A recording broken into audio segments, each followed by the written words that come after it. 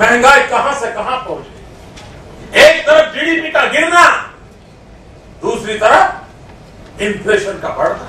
कम से कम अटल बिहारी वाजपेयी जहां छोड़ के गए थे वहां तो ला करके रख दो। नमस्कार, मैं शालिनी झा और आप देख रहे हैं दी कंटा। देश में एक वक्त ऐसा था जब बढ़ती महंगाई को लेकर बीजेपी सरकारों पर काफ़ी हमले करती थी और उनसे सवाल पूछती थी कि उनके राज्य में आखिर महंगाई इतनी ज़्यादा क्यों है। पर अब देख लीजिए, जब बीजेपी के राज्य में लगातार महंगाई बढ़ती जा रही है तो ऐसे में बीजेपी के सभी नेता मौन धारण करके बैठे हैं और इसको लेकर एक भी सवालों का जवाब नहीं देते हैं। महंगाई को लेकर अब आलम ऐसा है कि कोई भी आम जनता ये नहीं कह सकता कि सखी सैया खूब कमात है, महंगाई डायन खाई जात है। अगर महंगाई को लेकर आप बीजेपी के भक्तों से या बीजेपी के नेताओं से सवाल करेंगे तो वो आपके सवालों का जवाब नहीं देंगे।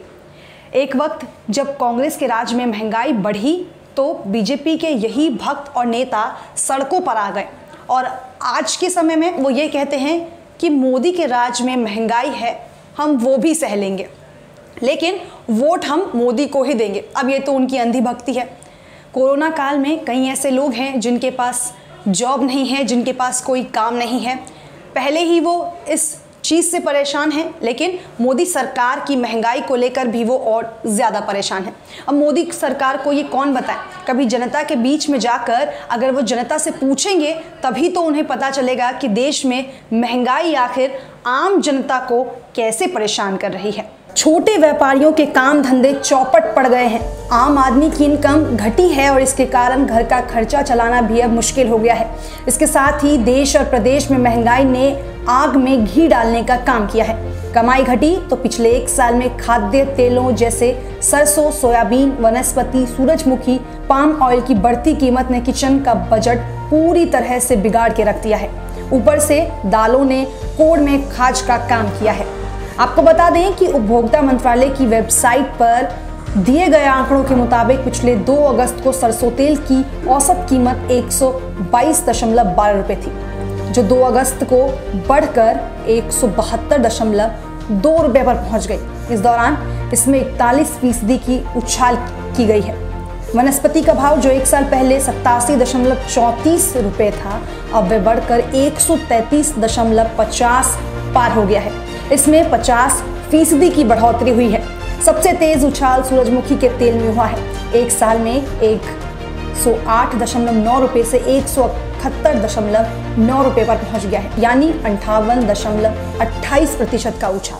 पाम ऑयल भी इस दौरान करीब 50% महंगा हुआ है। आपको बता दें कि पिछले 1 सालों में दालों के दाम में भी भारी बढ़ोतरी देखने को मिली है। पेट्रोल की बात तो अब क्या ही करनी, पेट्रोल के दाम तो लगातार हर राज्य में बढ़ते जा रहे हैं, जिससे आम जनता काफ़ी परेशान है और ये गुहार लगा रही है कि डीजल और पेट्रोल के दाम को जो है अब वो कम करना चाहिए। अगर दूध की कीमतों की बात करें तो एक साल में इसकी कीमतों में 5.55% का उछाल आया है। अब ऐसे में आप कैसे उम्मीद कर सकते हैं कि मोदी सरकार के राज्य में महंगाई कम होगी।